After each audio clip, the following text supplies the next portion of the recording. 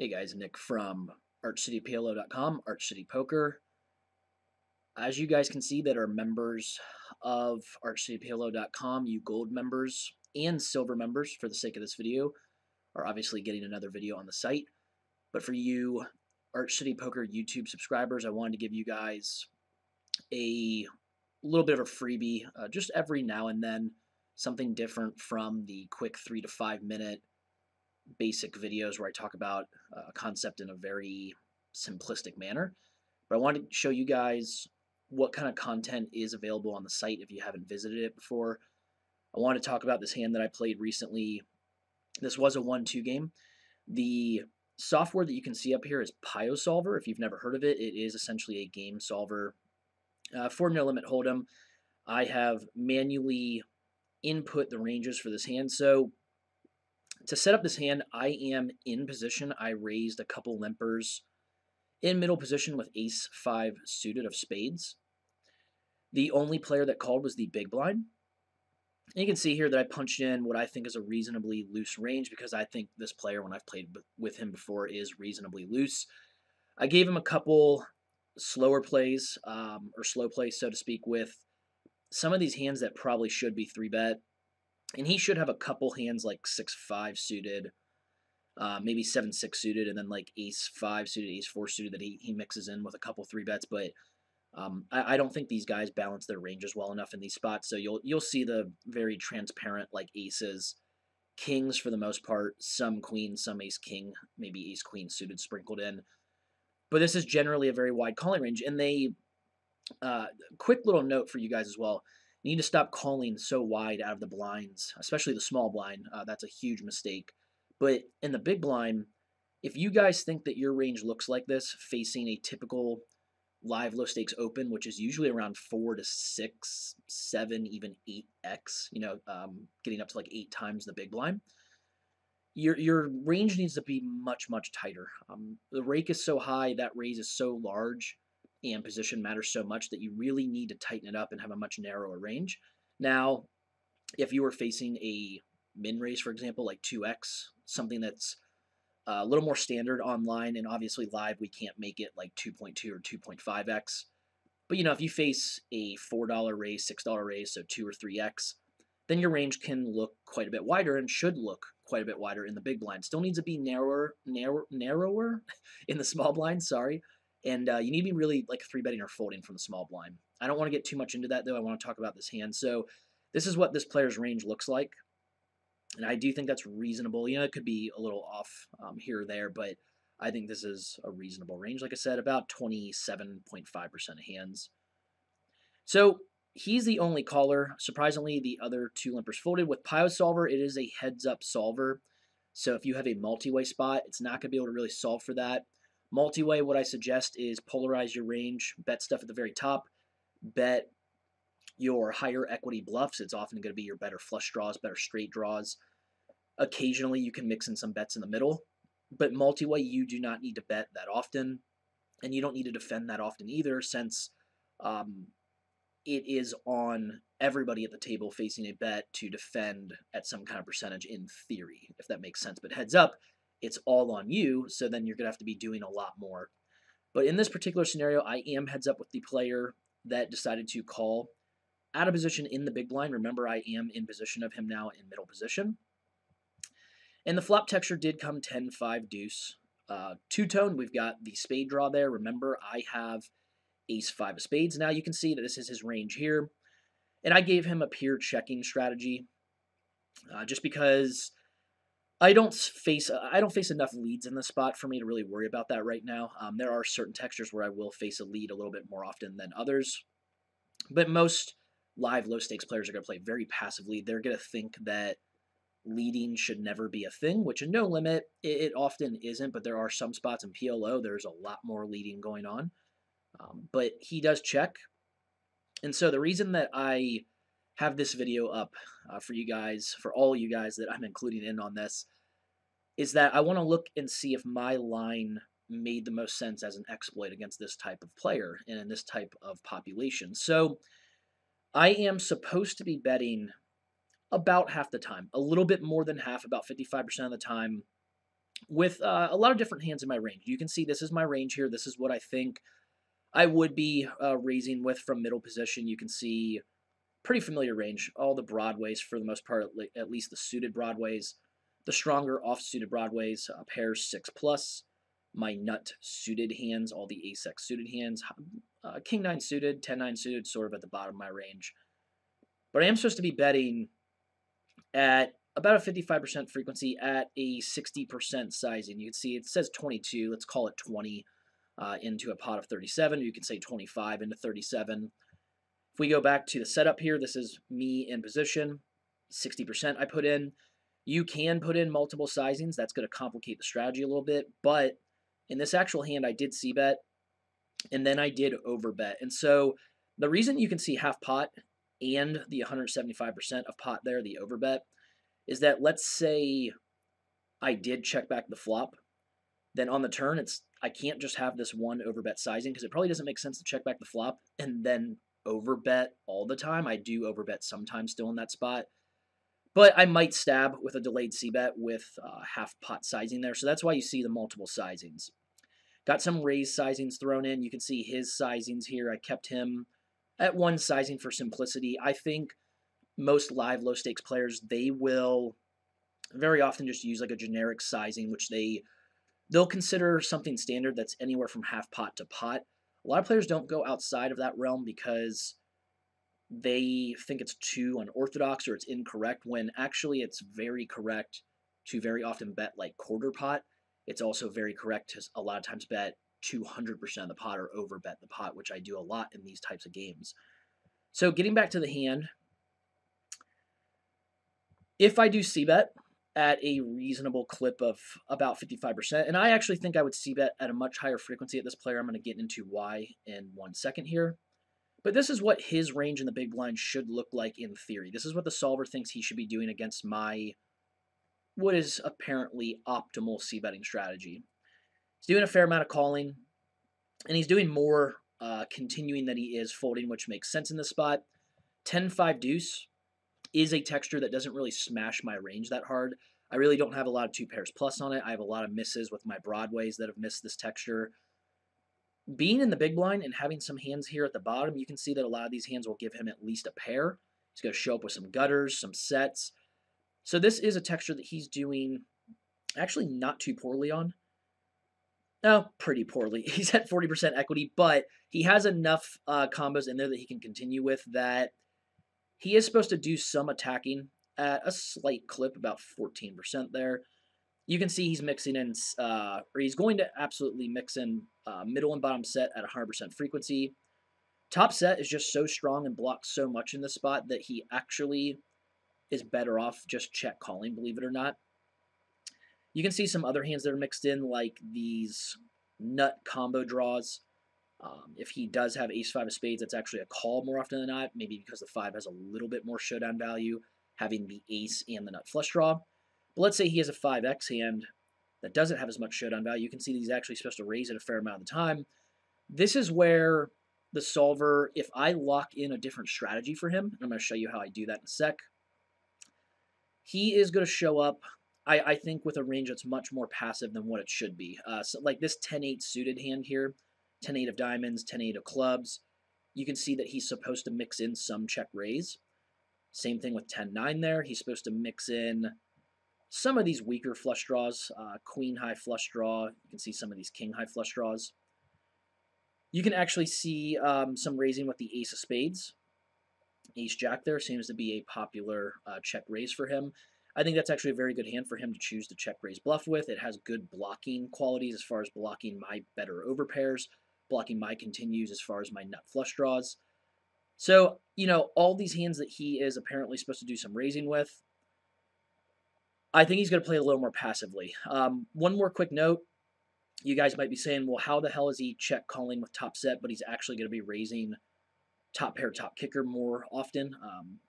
Looks like about 50% of the time. That is because ace 10 is a little bit more vulnerable than top set. Ace 10 doesn't block quite as much. It's a hand that's probably strong enough for him to check raise some of the time, but could use a little bit of protection. I think it's a hand that does make sense for him to check raise some of the time, call some of the time.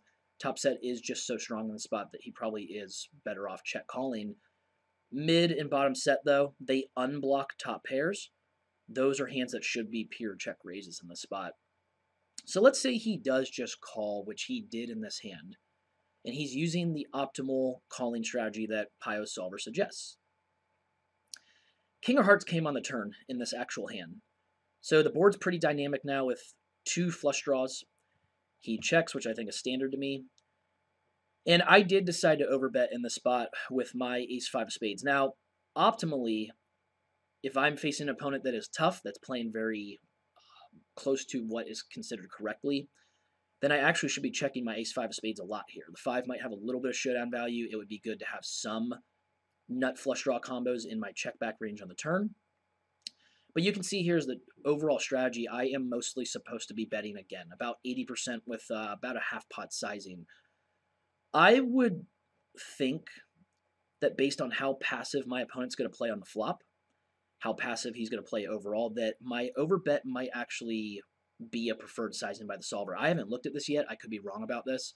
But in general, if you guys see bet a texture that you think especially hits your range harder than your opponent's, or you just think that on level 1 it just doesn't hit your opponent's range hard at all, if you think he has a very wide calling range, which a lot of these live low stakes players do, if you see bet the flop and they just check call from out of position, they almost always are very capped with their ranges. They're going to check raise 2 pairs plus.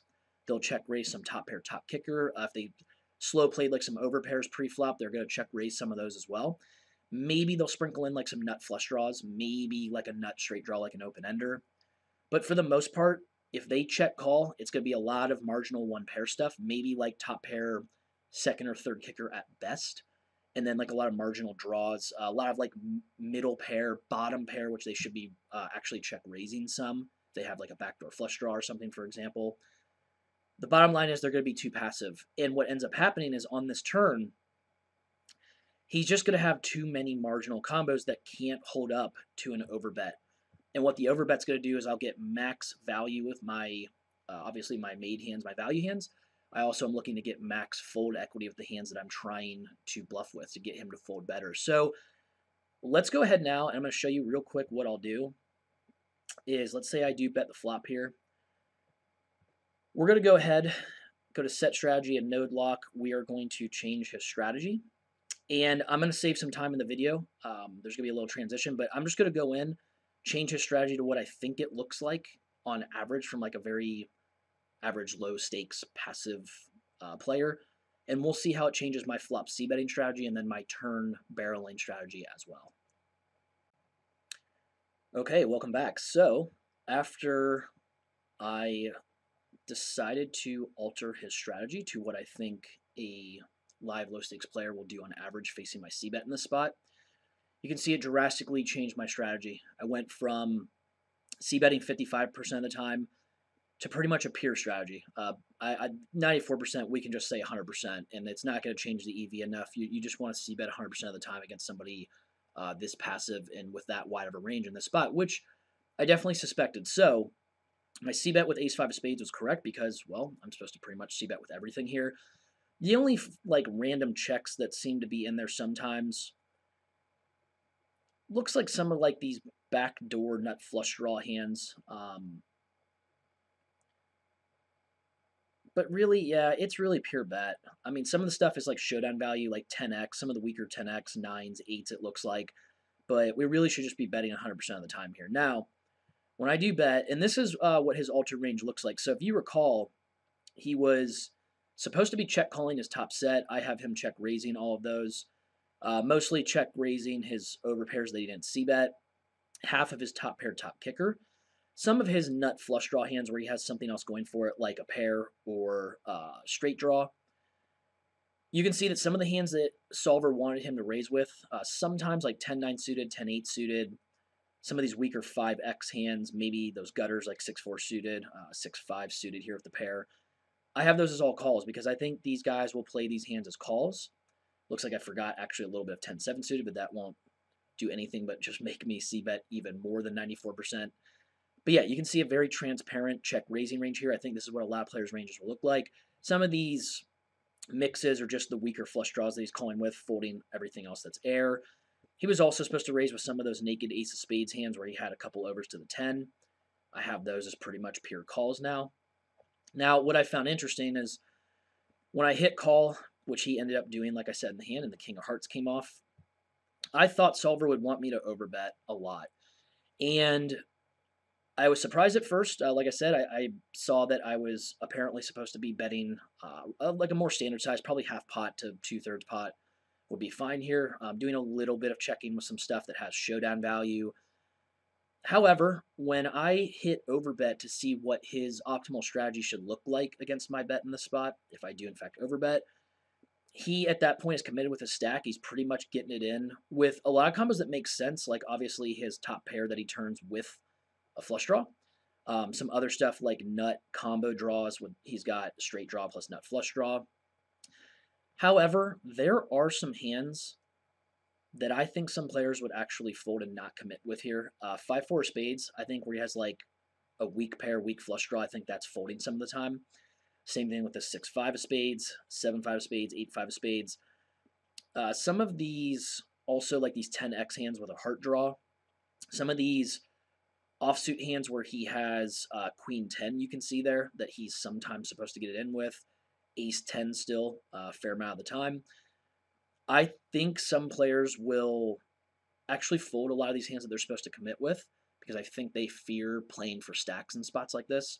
So let's go ahead and let's alter his strategy one more time and see if that changes my strategy at all as far as was my overbet correct at any kind of frequency or am I supposed to bet a little bit smaller in that spot? All right, welcome back for the final time. And as you can see, once I altered his strategy to include some commit or some level of commitment with some of like those combo draws, those or pair plus weaker flush draw hands you can see here. And then I have him folding his mid pair hands that I think most every single live low stakes player are going to fold in that spot. Obviously, if you have a read that a player is a station, they're just never folding a pair, then you don't want to overbet with bluffs in that spot. You just want to widen your value range. But I think in this particular player, loose passive, I think I'm going to get him off of all his 10x hands that don't have flush draw. So you can see some of those 10x with hearts. I have him committing with like 20% of those. I think that's reasonable. But it's going to be a lot of folding, some commitment. And most of the time, you're going to get mostly folds from these guys because they should be mostly folding against that sizing. But as you can see here, he is folding with even those small adjustments about 6% more of the time, I believe, compared to what he should have been. And that altered my strategy quite a bit. I actually now have a range of hands that I should be overbetting. Now, what was interesting to me when I reran this is that with my particular hand, ace-5 of spades, Solver actually wants me to bet smaller. And I think the reason for that is blocking qualities and how I have kind of bad blockers for an overbet in this spot. Now this is where it gets a little deeper, but I think I can explain it to where you guys will understand. When I am holding a flush draw and a 5 in my hand, I am blocking some of the hands that I want him to fold. Some of his like 8-5 suited, his 7-5 suited. I think those are hands that were in his range that I thought he was going to mix between committing sometimes but folding most of the time. So when I block combos that I think he's going to fold some of the time, combos that I want him to fold, that means that I'm not blocking more of like his king X or 10x that he might try to commit with in this spot. So you can see here with ace-5 of spades, looks like small bet, makes sense about half the time, mixing in some checkbacks because I do have a little bit of showdown value. It probably makes sense to check back some flush draws after I c-bet. But you can see very clearly ace-5 of diamonds and ace-5 of clubs. Much worse hands considering that I don't have the nut flush draw. But with these two particular hands, diamonds and clubs, I am unblocking spades and hearts. I'm unblocking some higher equity hands that he has as far as his flush draws or his weak pair plus draw hands. Those are the hands that I think I get to fold with the overbet very often. So if you guys are, afraid to make so-called moves in spots like this, afraid to bet larger to apply pressure against your opponent with a very large sizing, a barrel, even like a pot size barrel. But in this particular spot, we're betting, close to 2 times the size of the pot here with a $142 bet. You can see here that ace-5 is a hand that I think a lot of players would c-bet and then just check, planning to hopefully go to showdown or give up with, when in fact, the overbet is the pure strategy. It is the play in the spot to get him off of hands like ace-10, get him to fold hands like 8-5 of spades. So I hope that made sense as far as why ace-5 of spades is actually not as good of an overbet here, and ace-5 of diamonds and ace-5 of clubs are better. It's really about blocking qualities. What do you block? What do you unblock in spots like this? Um, if you guys have any questions or comments, you YouTube subscribers, of course, let me know in the comment section. Hit the subscribe button, the link to archcityplo.com. If you want to find more content like this is the type of content that I'll have up. Some stuff like this, some recorded sessions, some much simpler hand history reviews as well, where I have a hand replayer. I go through a hand I played, give some general thoughts on that. Those are usually for the silver members, but for gold members, they get access to higher quality analysis like this, where we get a little bit deeper. It's mostly the recorded sessions where they get to see me play about 30 to 45-minute sessions where I'm playing multiple tables online. I'm going over many different types of hands and concepts. So for you YouTube subscribers that haven't visited the site yet, click on the link, go over and visit it. Sign up, you'll get access to great content like this. For you silver and gold members, thank you for letting me share this with the YouTube subscribers, prospective players and students that want to improve their game and want to join the community. And I will see you guys all in the next video. Thank you.